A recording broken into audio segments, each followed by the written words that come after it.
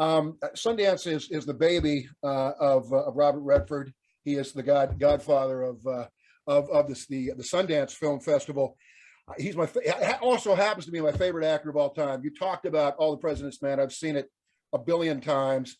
Butch Cassidy and Sundance Kid, which he co-starred with Paul Newman in, is my favorite film of all time. Has Redford dropped by SLAMDANCE? Have you had any interaction with him when you're there? Well, the second year we did it, he called us parasites, but he had maybe not.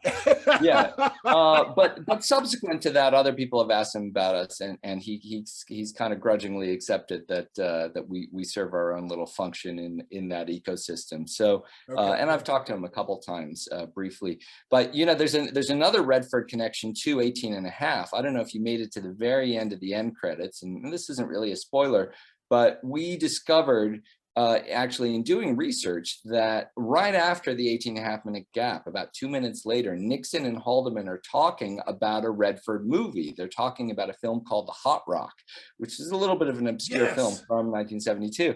Yes. And Haldeman saying, oh yeah, I just saw this film. And Nixon, I think, had seen the trailer. He's like, oh yeah, this heist film where the guys get stuck in the box, and they start joking that, oh, it's a heist gone wrong, just like this Watergate thing.